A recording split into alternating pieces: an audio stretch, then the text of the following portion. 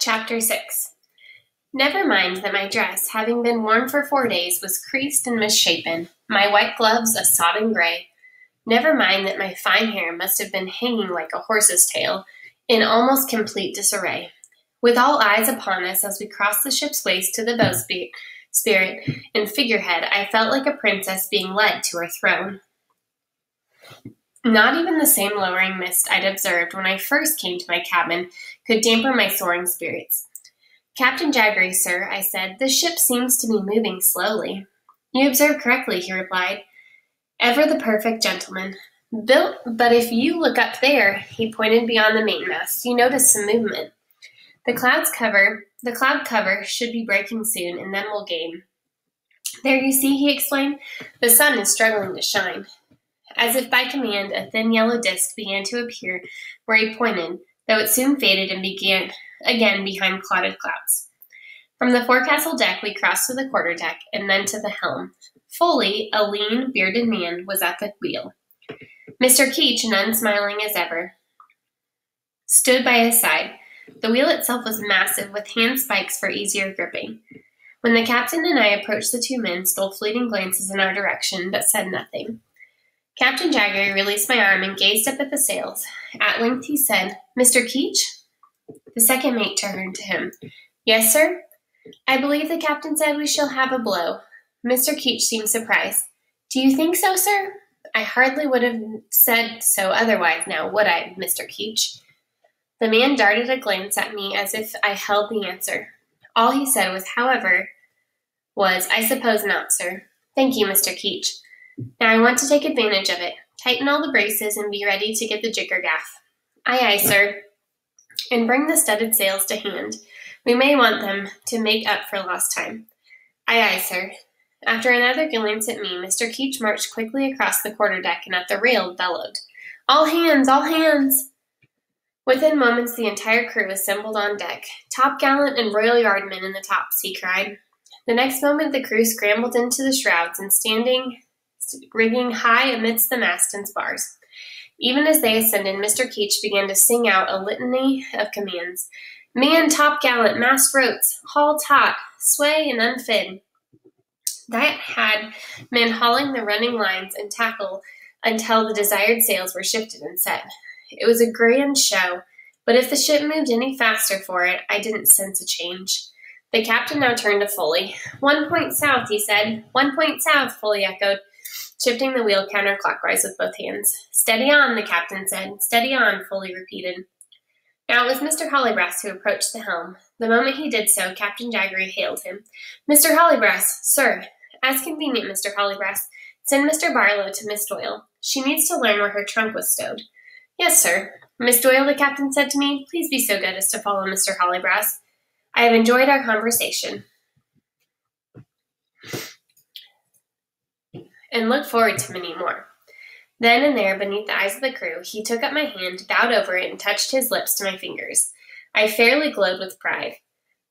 Finally, I followed, perhaps floated is a better word, after Mr. Hollybrass, barely concealing a look of disdain for the captain's farewell to me. He made his way across the quarterdeck and stood at the rail overlooking the ship's waist. There he steadied the men, while they continued to adjust the rigging now and again barking a command to work one rope or another. "Mr. Barlow," he called out at last. "Here, sir," came a response on high. Some 60 feet above, I saw the man. "Get you down," Mr. Hollybrass cried.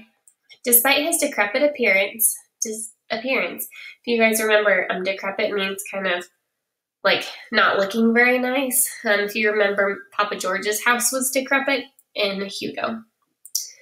Barlow was as dexterous as a monkey.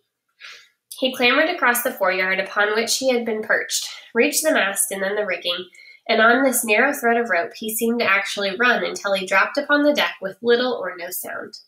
"Aye, aye, sir," he said, no more out of breath than I, or rather less than I. For to see him at such heights, moving at such speeds, had taken my breath away. "Mr. Barlow," Hollybrass said, "Miss Doyle needs her trunk. I understand you know where it is." "I put it in the top steerage, sir." "Be so good as to lead her to it."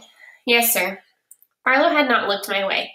Now with a shy nod and a touch of his forelock he did so.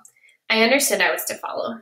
The normal entry to the cargo areas is through the hatchway located at the center of the ship's waist. Since that was lashed down for the voyage, Barlow led me another way, to a ladder beneath the mate's mess table, and steered just opposite my cabin door.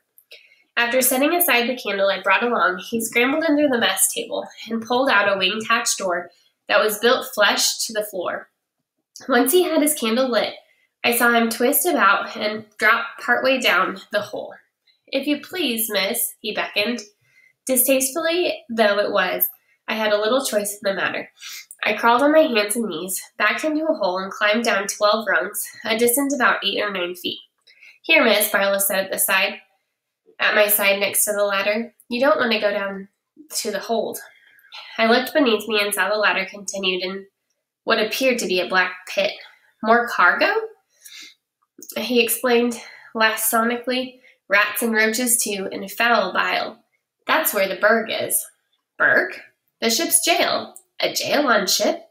"Captain Jaggery wouldn't sail without it, miss." I shuddered in disgust. Barlow held out one of his gnarled hands. Reluctantly, I took it and did a little jump on the top cargo deck. Only then did I look about. It was great wood-ribbed cavern I had come to, which, because Barlow's candlelight reached only so far, melted into the blackness fore aft. I recalled being struck by the notion that I was like Jonah, like in the belly of the whale. The air was heavy, with a pervasive stench of rot which made me gag. "What's that?" I asked, pointing to a cylinder from which pipes ran and to which handles were attached. "It's the pump," he said, "in case we take on the sea." In all directions I saw the kind of bales and barrels and boxes I had seen in the Liverpool docks. The sight was not romantic now. These goods were piled higgledy-piggledy, one on top of another, braced and restrained here and there by ropes and wedges, but mostly held in place by their own bulk. The whole reminded me of a great tumble of toy blocks jammed into a box. "There's more," Barlow said, observing me look about. "But your trunk's over there." Sure enough, I saw it up along the alleyway.